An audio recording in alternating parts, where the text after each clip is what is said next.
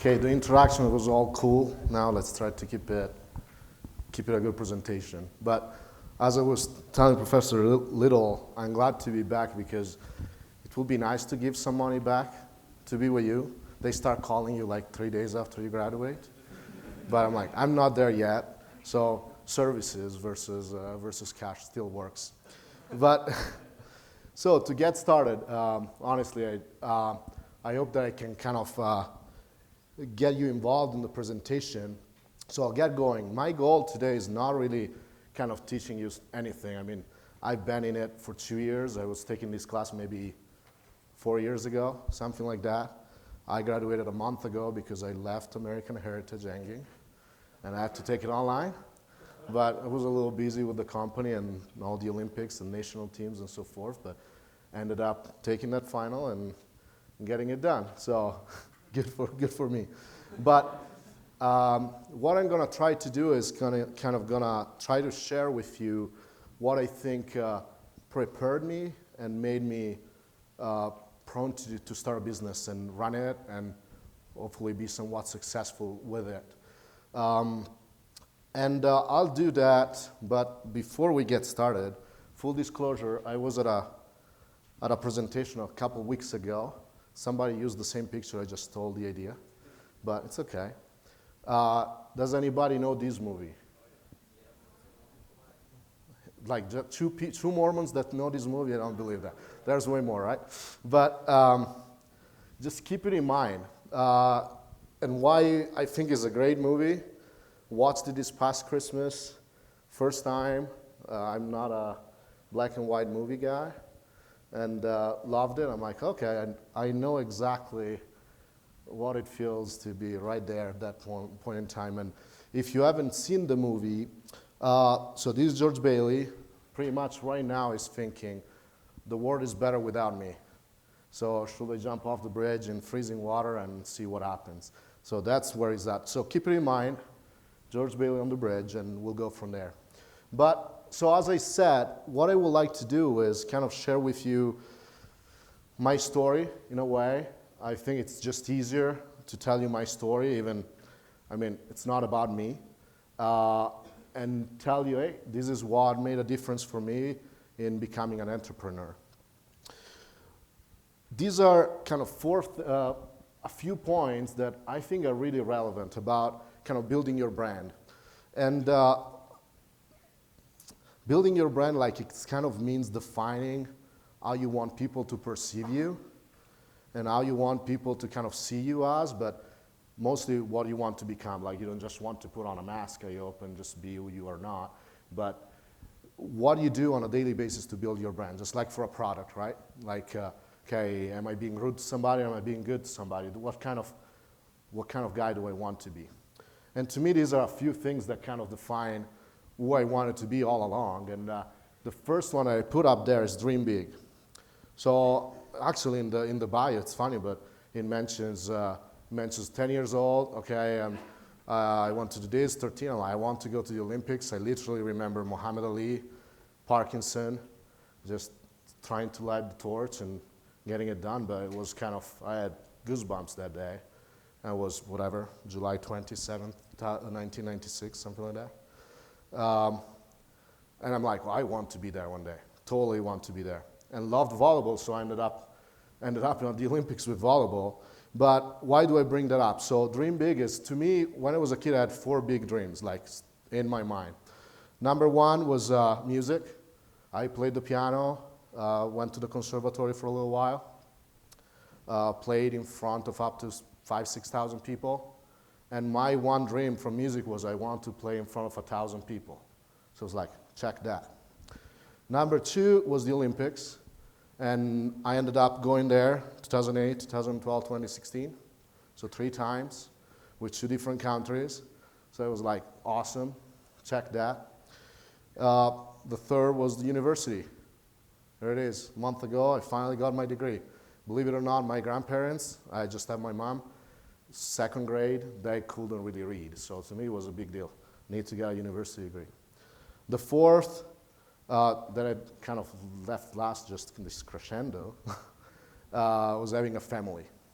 And I got married a couple of years ago, and to an American girl, and it's funny enough, she's here. But no, dream big. I think it's really important to kind of, hey, this is what I want to get done. Then passion. So I was still an ordinary kid, just doing my thing, going to play volleyball, going to play soccer, doing all that stuff, but I was full of passions. Like I will do all sorts of things, sports, music.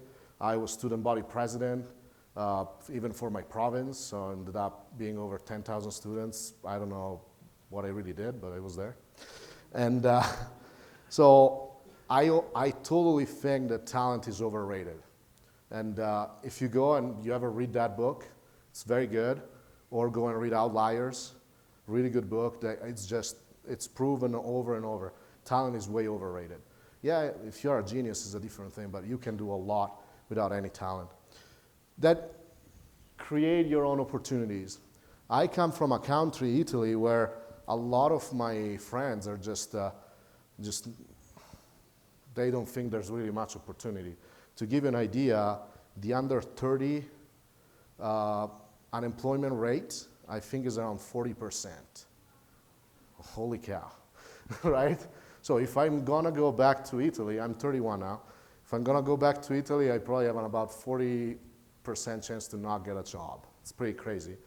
But you can create your own opportunity. I think it's a big deal, and there's no shame in doing the dirty work that it takes to get some experience. And it's a really good way, like just become an expert in something. You know, just go out there and create the opportunity. And the opportunities, a lot of people say, oh, they come along once. I think it's very much different. I think that opportunities keep coming along. You just have to look for them, be ready for them. And if they come along, you get them. If there are 2, 3 at a time, hey, try to deal with all of them and kind of make it happen. So I really believe in that. Being a good teammate. So when I was 12 or so, sprained my ankle, went to the hospital. Oh, you have a sprained ankle. 9 months later, I get surgery, I have a bone infection. They have to rebuild all my ankle bones, all of that. They were worried it was a bone cancer, so they used a logic exam. They keep me on blood tests to make sure that I don't have any of that left in my body. And first doctor visit, the doctor says, okay, you're about to finish junior high. You've got to pick high school. Well, pick an high school. Kind of, you have to pick what you want to specialize in Europe. It's 5 years long. Pick something that is going to keep you at a desk. Because with your ankle, if you want to walk when you're 60, you don't want to run, you don't want to jump, you don't want to go upstairs, downstairs. And I'm like, what is this? No, 12 years old, 13 years old. So that's over. I get off crutches and all of that. I start going to play soccer with my friends, and my ankle is all like not so good. I keep spraining it because it's just bad. And then I figured out, okay, that doctor actually knows what he's talking about. But I ended up since I was 13, 14, doing volleyball, coaching. Just loved that, and I got in the gym because friends were there. We'll go to 2, 3 practices a day just to hang out with people that I knew or people that I liked and an environment I liked. So for the last, 16, 18 years, I had a team every season, or multiple teams every season. So I think I've learned to be a good teammate, being around people, understanding my role, kind of understanding that hey, when you're under pressure, you still have to deliver and kind of get rid of what is clouding your view and all of that. So I think it's a big deal. Then focusing, so strip away to the essential. What I mean by that is that, so I graduate from high school, I'm doing this volleyball thing, music, but it's just too much, all these passions, right? And I had to figure out, and I figured it out kind of the hard way, that you've got to, at some point, you've got to focus, right? And so I started law school in Italy, and my first year of law school is like constitutional law, Roman law, comparative law, financial, it's like the private law is like a manual this tall because there's no common law in Italy. It's all code, so you've got to know it. And it was overwhelming, so I'm like, okay, I have to focus on something specific. I said, okay, this year I'm going to do music. That's what I'm going to do. And so I volleyball sabbatical, and at the end of that year, the team that contacted me to work with them at the national level calls me again and says, hey, we want you to come along and do this. And I had given everything to volleyball, focused on that, and said, hey, let's try to focus on volleyball. So I've given everything to music, sorry. And now let's focus on volleyball. Let's see what happens. And so started that, and now it worked out on the long term. So it worked out, and I ended up, 2-3 years later in the Olympic Games, and that was pretty fun. So it's a big deal. Just focus on something. At some point, you've got to make that decision and just go for it. Take your chances, make it happen. Then the last thing, so all this idea of building your brand comes from this article that actually I think was a business class here at BYU, the brand called You. It's worth taking a look at it, Google it, or if they will give you the slides, you can click on that link. It's really pretty cool. And if you think about it, not just as putting on a mask to be who you want other people to see you, but you see it more as this is who I want to be, so I want to build that brand, I want to be that brand. It's actually pretty cool stuff. But next, so focus, volleyball, go to the Olympics. So I checked the piano thing, the music dream, I checked the Olympics dream, and I'm like, I want a university degree. I just dropped law school for a little while to do volleyball. I've got to get back on track. So I ended up at BYU, of all places, right? Was offered a scholarship to come and help the coaching staff. Being an undergraduate, I couldn't coach, just NCAA rules, so I had to put up with the fact that I cannot do all that I'm used to do. I cannot even take the players and teach them stuff. I have to just talk to them during meetings. It's frustrating. So I had to grind for 4 years, start from scratch. So I'll learn new people, new mentors, new everything. And growing up, I just loved asking questions to people. You can learn from anybody, like for sure. That's just a thing. It's like a principle to me.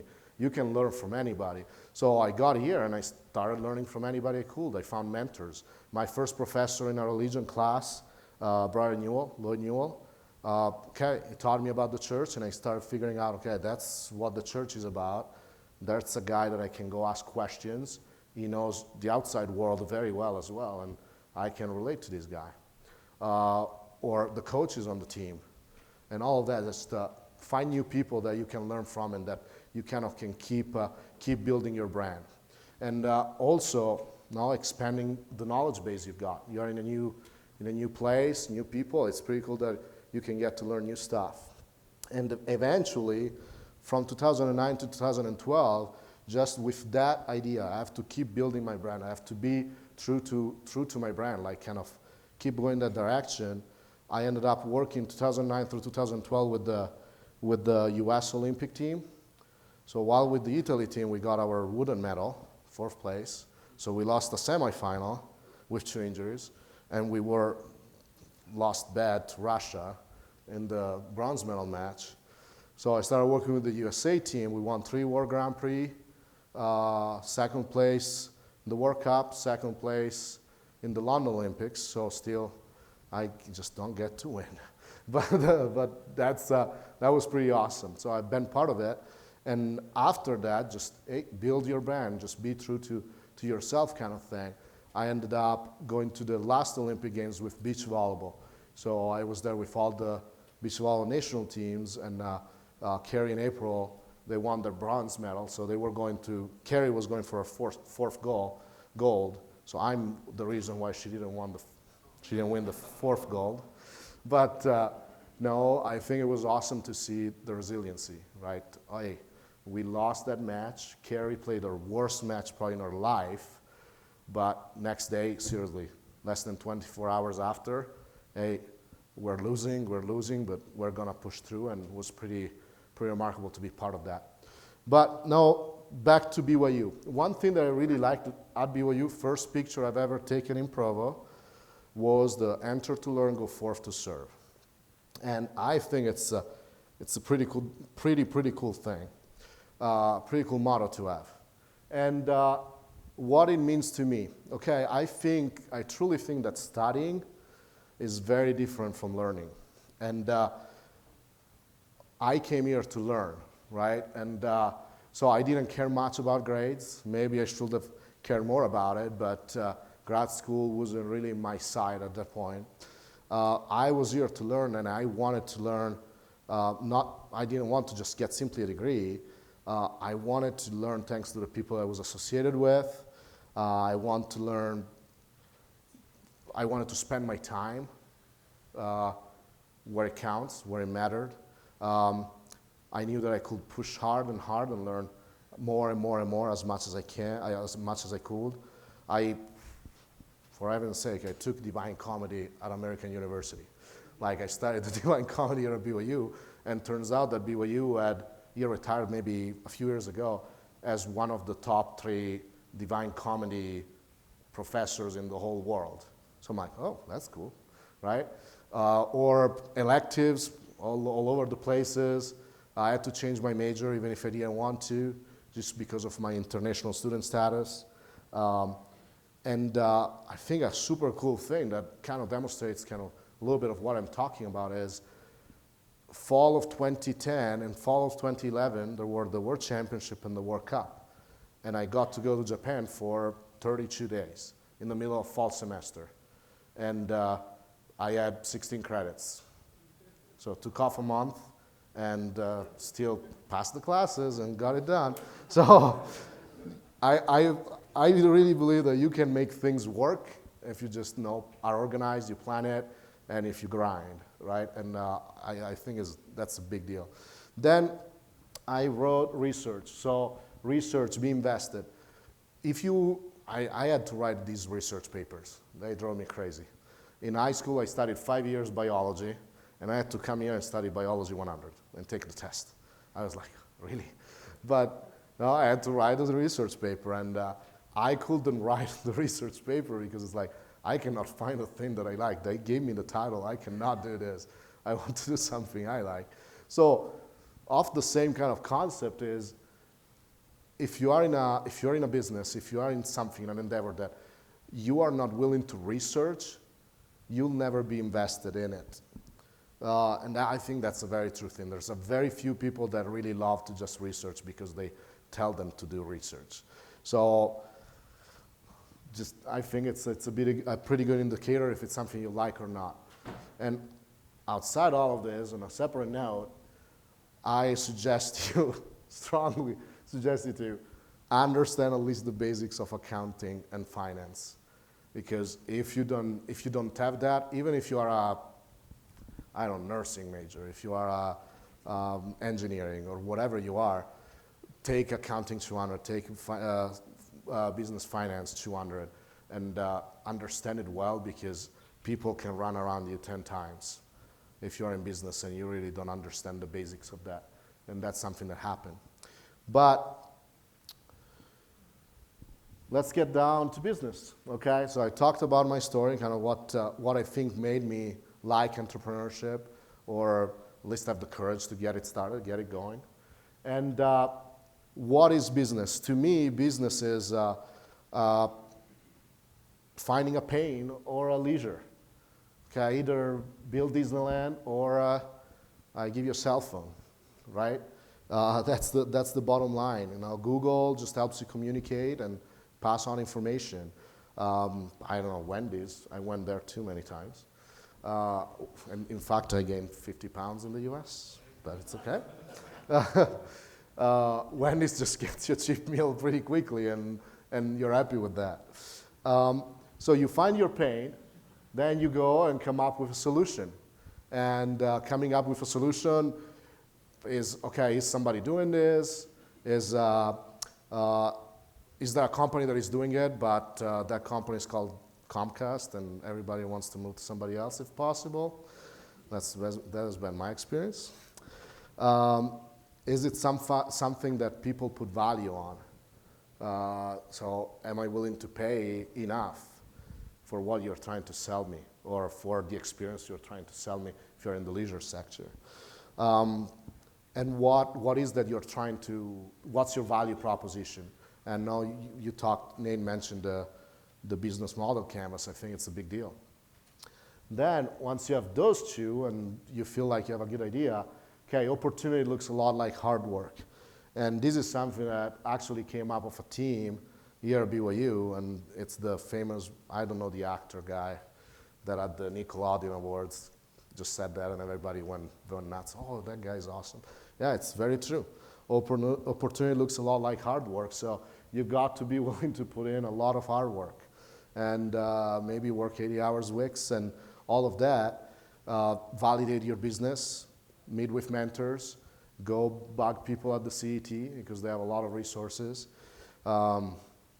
Prepare for competitions and the big pitch idea and the business model competition and the Shark Tank and all those things that do here are pretty awesome. There's a lot that goes behind it if you want to win them. And I think we brought home something like $35,000 from BYU alone. We didn't take any investment to start this company. Just won competitions, and it's pretty awesome. And in the meanwhile, you're not just winning money, you're actually kind of structuring your business right and getting good feedback. But one thing that I had to learn quickly is also hard work is if you're not a good salesperson, find a good salesperson quickly because that's cash is king now. And it's for me it was easy to just call up people that I knew and sell my product to them. And I'll talk to you about our product. But if you're an engineer and you just don't feel good about that and you can maybe sell 3, 4 of your items that you're producing or whatever and then you're done, okay, find a salesperson. It's hard to find. And one thing that I never thought about is, okay, what makes a good salesperson? I mean, everybody hates salespeople. Maybe not everybody. I hope not everybody, or else I'm in trouble. But what do you guys think that makes a good salesperson? Who would you go look for? Like, do you have any ideas? Just shout them out. Energetic. Okay, energetic for sure. Personable. Confident in the product. Confident, so confident in the product, so he has to believe in the product. Okay. Good listener. That, a lot of people say sales is 10% talking, 90% listening, right? So, I mean, if you take all those things and you put them together, we could go on. Maybe there's a lot of traits of a salesperson that can be a kind of bad traits. I think that good salespeople that do corporate sales and sell $10,000, $20,000, $50,000, $100,000 accounts are not the car salespeople that you go to a dealership that I will not name, and they cause you trouble. But it's usually good salespeople are good people in my experience. They're personable, they're energetic, they have to believe in your product or else they'll never sell it. So pick a good one that can help you. And if you have to get somebody in your company and give them equity to get started, don't take it as granted that it's a 50-50 thing. Because when I started my business, I knew that I'm like, hey, partner, Austin, my friend, I'm not going to give you 50. I have the idea, I can do this, I can do that, all the connections. You can do all of this. It's worthwhile, but it's not worth 50% of the business. So don't take that as granted. And we'll talk a bit more about it, but kind of how to build your team. Quick to change, so pivot, iterate, change quickly. And I think it's pretty awesome to think about the fact that changing quickly, I think shows commitment to what you're doing. I love Rocky movies. You can laugh as long as you want. But I love Rocky movies, and that's what it is about. I'm like, okay, this is not working. I don't care. I keep going. I change a little thing, but if I can be quickly to change, things work out. Like things get better, and they show commitment. People fall in love with you because it shows determination. It shows passion. It shows all of that. And last, and this is something that a lot of people like get caught up in, is like there's nothing to lose at the end of the day. So if you start a business, you are starting an organization from scratch. It's pretty awesome. And at the end of the day, I mean, failure, in my mind, failure is success because you've tried. Okay? Failure is just, if you don't try, it's like, that's real failure, right? Like, it's just the fact that you cannot give it a shot again. It's gone. So failing is success. So there's nothing to lose in starting a business. Then as it gets big, maybe it gets tougher to prove this right, but maybe I can do it. But, okay, so that's what I did. I found a pain, okay, and what, did it change or not? Is it stuck? Maybe. Yeah, it works. Here it is. So my idea. So the pain that I kind of saw in the US is that I come out here, I'm 22 years old. I'm the last one that came around, and video exchange in between teams is awful. I get the BYU teams, other sports asking me, hey, well, what will you do here? I'm like, wait, this is the budgets you have and this is how you do things. I'm like, this is crazy. It's crazy to me that people just cannot. I was getting VHS tape from UCLA in 2009. I'm like, what is going on here? So that's a big pain, getting a VHS, right? The solution was pretty simple in my mind. I'm like, okay, how do I get these guys to not have to deal with VHS? Okay, just put it on the internet. Yeah, put it on the internet, people struggle with that. Okay, just put a camera one of these cameras in your gym. It's a security camera. It talks to my server, and it uploads the video, and you get an email, and you click on a button when you want to stop the camera. Done. And that works for 60 years old people that have never touched a computer as well, AKA the VHS coach. Then, okay, we've got all the video. You want just to download it, but we built a system right there, like that's kind of a little snippet of it, where you can go and easily, okay, I want whatever, University of Nebraska, here's all the matches, okay? They're national champions, they're our customers. We have 20 of the top 25 teams on the women's side, and all the top 15 men's teams are customers of ours. So, got the solution. I will not go too much in detail into it, but then comes the artwork, right? And I mean, a lot of it, right? I never scaled a business, so I walk up to the CET, do all the competitions. We had revenues as we were doing the big idea pitch, like small, right? Maybe $5,000, $10,000, but it's like, I don't know how this thing is going to work out. I better do the research and know what it's going to work out. So we went through all the competitions. We prepared all of them. We did the launchpad over the summer, the canvas, the mentors. I still meet with mentors that I met through the Get Mentoring website. I can name quite a few of them, and awesome people. I mean, BYU alumni overall are awesome, but sometimes who knows. I mean, we took the hits. We go to the California Dreaming business competition representing BYU, and in the first round, the judges are telling us that we're lying. No, you don't have those revenues. That's not your total addressable market. And we're like, hey, I can show you the invoices. I can show you the numbers from the high school association or from the NCAA. You don't have to say we're liars. I can show it to you. So we didn't make it past the first round, and we're like, wait, what happened again? And at the end, a lot of George Bailey moments, for sure. But at the end of the day, in 2012, we get silver, and the company wasn't really started. But at these last Olympics, bronze with Karen April, bronze with the 2 US teams that use our system indoor, and silver with the Italian beach volleyball team.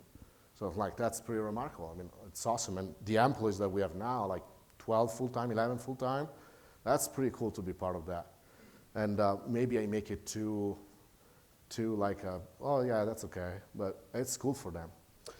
And about the quick change, I can tell you this. These cameras, first we were plugging them into the internet and recording the stream, the live stream, just like you do watch whatever you watch online legally. Yes. And the stream, as we get hundreds of cameras, gets choppy and choppier and choppier, and just it costs a lot to have all this bandwidth. So we said, okay, we've got to fix this quick. So we put SD cards in the cameras, we record on the cameras, we download the video to the server, and the video comes down in 200 little video pieces in zip folders. And you're like, holy cow. And you figure it out. And over a little bit of time, we can do it. We don't have to worry about bandwidth. We're saving a ton of money. So things like that come up all the times, or what people value. Like you learn quickly, especially as you have more and more customers. Then the nothing to lose becomes like kind of what can I lose? Now we went from 4 customers to about 300 now in 2 years. And we want to be at 1,000 at the end of next year, hopefully. So what can I lose? First of all, the employees choose to trust you. It's not that you are putting chains and, hey, stay at that desk and build this for me. So they make the choice to trust you. So it's their choice, and you should be cool with that. Anybody, they can leave the job and go somewhere else. So that's a big deal for me. They trust me. As long as they do my best, I'm good. My conscience is clean, unless I'm doing something that I shouldn't be doing, maybe. But ultimately, what can you lose? It's $250,000 from an angel investor, friend of mine, out of his pocket, savings money. Yeah, he has money, but it's not like some of the guys that you've seen here with billion-dollar companies. So that. Bank loan with Zion's Bank. I don't know how they gave us a bank loan for $80,000 with just letter of intent. I think that the bank loan officer was retiring a month later. Like seriously, he was retiring. He loved BYU volleyball. We got a loan. So that was great. And the thing that maybe drives me the most crazy is, so we've got 11 employees, 8 children, 3 in the making. That's mind-blowing, because I'm like, okay, if I cannot run payroll next month because of whatever, that's scary, right? So yeah, it's tough, but as long as I do my best and I know that my employees, they just trust me. So here, scaling the business. And there are a few things here. So I mentioned we went from 4 to 150 to 300. We hope to be at 1,000 customers at the end of 2017. It's crazy. But these are some things that I found important. Caring is very different from having a vision. So what I mean by that, passion and care don't mean vision, strategy, outcome, and all of that. Ultimately, you are in charge of the outcome. You give the vision, you're in charge. You are responsible for the outcome. As a CEO, you are responsible of making sure the business doesn't run out of money and making sure that you're working on the things that drive revenue. Cash is king, and all of that. So therefore, you need to make sure that things are done right. Somebody who cares might not be qualified enough to, on his own, get your vision done. So it's a big deal. Then the, 80-20 rule, 90-10, 99-1, I don't know. But there's a lot of these new stuff that you've got to do. Emails. I had months that I had 230 emails in my email account continuously. I was insane. And it's just customer support, all of that. Hours spent uploading video, testing the software if you are doing a software company, or testing your prototype if you're building something. There's a lot into that. The competitions, all of that is, it's a lot of work, and you keep thinking there's got to be a better way to do this. And one thing to evaluate is, okay, what's the opportunity cost? So if today I decided to do customer support for 2 days in a row, what will be the opportunity cost?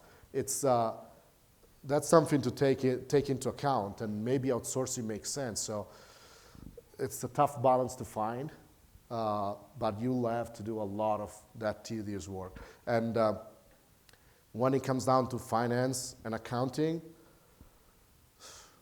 I think you want to do all of that work as you're small. You want to know, I knew how much money I would have at the end of the week in the bank account.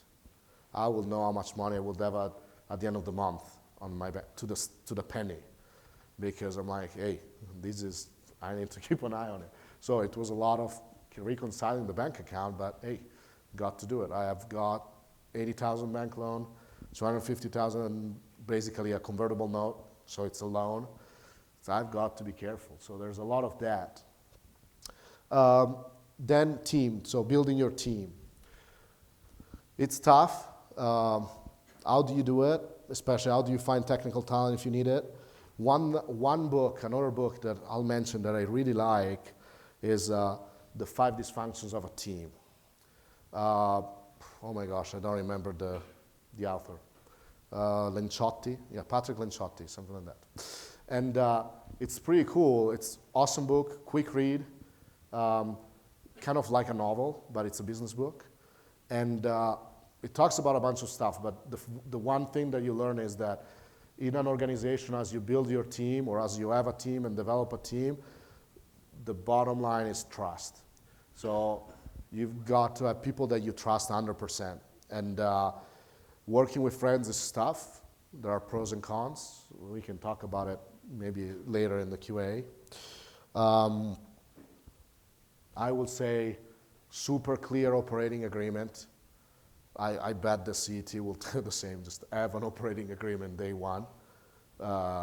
Just have it, because you never know what it goes. And if you are doing business with a friend, one more reason to have an operating agreement, so that you know, hey, this is how this works. If you decide to take off, this is how it works. If I decide to take off, this is how it works. It's there. And you have plenty of resources here to get one done, like plenty of resources. Then, okay, tiredness and stress. Yeah, you've got to grind a lot. And bottom line there is that ultimately, I think that to become a good worker, to learn to work, you've got to go through at least one time that you really had to grind and grind and grind, and just figure things out, do all the work and get through it. So we got through that, and I'll talk about it, and it's just important to learn to work. There's a lot of work to be done. And then balanced life, that's tough. I'm not good at that. I just have one thing that I think is work hard, play hard. But it's hard for me, for example, I leave work and I'm thinking just about my family and whoever, my friends and so forth. It's just tough. Work has been in my mind for so long that it's like, and this idea for so long that I'm like, it goes with me everywhere. So it's tough to just leave it on the side. So it's tough to accomplish. Some people are very good. But for the last 3-4 minutes, so we talked about George Bailey, right? So I'll ask you these questions, and try to put yourself in my shoes. Okay, so you get a phone call from your partner, and he tells you, our software company that promised us this and we're outsourcing to, we're 10 days from launch and 20% of the product is ready. You've got 150 customers, 450 coaches. Okay. So you call the CEO, and he tells you of the company, yeah, it's true. Then you're like, holy crap. So what do you do? Then you do the math, refunds and all of that. You're 320K in debt. You're running out of money in 60 days. You realize that people that you're working with, probably some of them are not capable, or you weren't checking on them enough. Like you weren't being the vision guy. You were just being they care enough to do a good job. And I mean, it happens all together that quick, right? And it's kind of, maybe we'll have a little discussion. I kind of talked probably a little too much, but I hope to have a couple minutes to talk about this. But give it a thought. That's the George Bailey moment. And you pray, you cry, you work 24 hours on your birthday, you disappear, you get a text from your mom and say, hey, are you okay? Like things like that. But again, what makes it work is, again, a team that you trust. And I'll tell you why I put this agony and the ecstasy. I don't know if anybody read that novel about Michelangelo. But a team you can trust. So when things get tough people, the tough get going. So we just teamed up, 10 people worked night and day, just 12 clients. They could have decided, hey, this is done, this company is done, I'm out. They stuck to it, they stayed there, 5, 6, 10 people. Focus, change quickly, stay focused, think clearly, get rid of the clouds and, okay, we have to do this. Customers to buy into your vision. I found out that I didn't just sell a product to my customers, I sell them my vision. So they believed in, hey, you are doing something awesome. I don't have to compress and send VHS, I can use the camera. I don't have to tag video myself manually. You do 60 hours of work for me a week thanks to your technology. I buy into your vision, I'm willing to hold on. Customer service is key.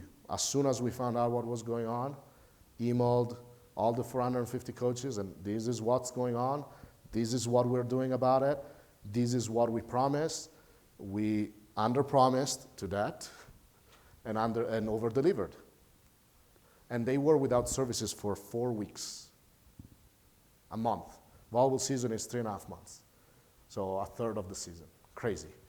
And we lost 1% of the customers. I don't know how it happened.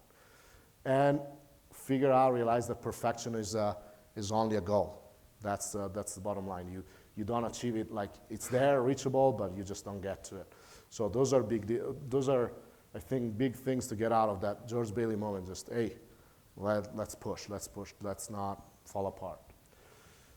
Okay, then I just wrote down a few takeaways that I'll leave on the board just so that you guys can kind of take off because class is over. But these are the things I think, things that I wish I had known, things that I did and are key. For sure, structure and following up, business relationships, they're not always friendships. Open but skeptical about people's motivations. They tell you, yes, I can get it done, but beyond them, especially if you outsource. And 3 things that happen that are key, George Bailey moments, project management efficiency, just be good with Google Inbox, Calendar, other productivity tools, and if you're not the smartest, just become the most knowledgeable about it. It's just a ton of adventure that you can get. Okay, thank you.